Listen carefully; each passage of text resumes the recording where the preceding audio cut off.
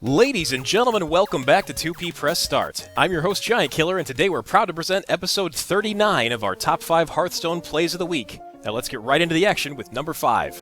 Our number 5 play this week was a submission from Amadejus D, and it features Kelv in a rank 3 handlock mirror match up against Jackie. And late in the game, Jackie's vying for command of the board by slamming down a Ragnaros, but Kelv has the answer, and it's murdering his own Sylvanas. Kelv drops the Banshee Queen, then immolates her with a Shadow Flame, clearing Jackie's Sunfury Protector and leaving Ragnaros as the only target to steal. The Fire Lord happily joins this deadly game of Red Rover, and after a pair of Soulfires to the face and a swing from Kelv's board, Rags tags Jackie with a fire shot for the win. Our number 4 clip this week was a submission from Jan P and others, and it features Athene on Paladin up against Asbrog on Hunter. As we join this play in action, Athene's in a bit of a tight spot. Asbrog's got a secret, and if it's an exploding trap, that means it's enough to finish off Athene, who's only got 2 life remaining.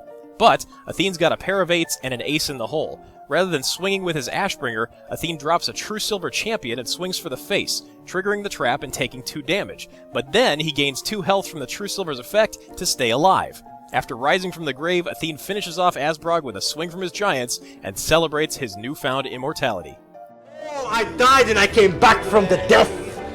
This week's number 3 play was a submission from Jason T, and it features Steepy on Rogue up against Tenfold on Priest in a play we're calling Tally Me Banana. And as we join this play in action, you're going to notice Tenfold is out of cards in hand, and that's about to change in a big way. Seeing that his opponent is running low on potassium, Steepy starts out by dropping a King Mukla, giving his opponent 2 bananas in hand. He then proceeds to bounce Mukla back to his hand and replay it 2 more times by killing off his Anubar ambushers. Next, a pair of Shadow Steps lets Steepy replay Mukla 2 more times, giving Tenfold a total of 10 banana cards in hand. Next, Steepy plays Hide the Gorilla by casting a Prep Conceal and passes the turn. Suddenly, having a handful of bananas loses its appeal as Tenfold realizes he now can't draw any more cards for the rest of the game and watches helplessly as Steepy rides his banana lock to victory. This week's number 2 play was a submission from CassidyWuo, and it features CassidyWuo in a ranked mirror match up against Mr. Edu. And this play is a perfect example of how a play doesn't have to be flashy or complicated to be an amazing play. Late in the game, Cassidy has correctly predicted that his opponent is holding a 10 damage Pyroblast, and Cassidy's only chance at surviving it is to stop the Pyroblast with his own Ice Block secret. But if Edu lands the Pyroblast when Cassidy's at 11 life, the secret won't trigger, and Edu can easily finish Cassidy off after that. Cassidy solves the problem by fire blasting himself in the face and then drops the ice block. Edu's Pyroblast triggers the block and leaves Cassidy with 10 life and a board full of beaters, leading to a quick concession.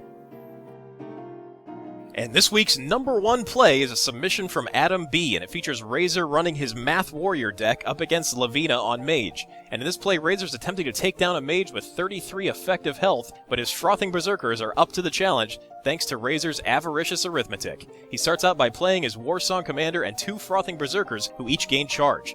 He then sends his Haunted Creeper into Lavina's Mana Worm, buffing the Berserkers each time the minion is damaged. The Creeper's Ghost Spiders gain charge from the Commander too, and Razor sends both of them to their deaths at the hands of the Worm. Then a swing from the Death's Bite triggers its Death Rattle, which buffs up the Berserkers even more. After a swing in from the Ooze, Razor puts the frosting on the cake by topping one of the Berserkers off with an Inner Rage and swinging in for exact lethal. And for our bonus clip this week, we bring you SkyNet Fails to Launch.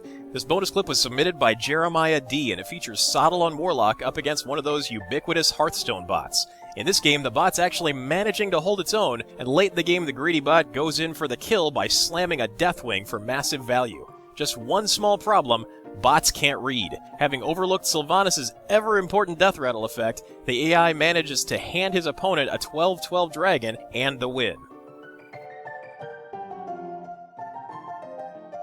And that's it for episode 39. Thanks so much for watching and supporting our show. Of course, we're always looking for more great Hearthstone plays to showcase on the series, so if you're interested in submitting a play, stop by 2ppressstart.com and hit the Submit a Play link for instructions on how to submit a play into the running for next week's episode. And finally, if you enjoy our shows and want to help 2P Press Start grow, please click on that subscribe button to join the always growing and always awesome 2P Press Start family, and we'll keep bringing you more great Hearthstone content right here on 2P Press Start.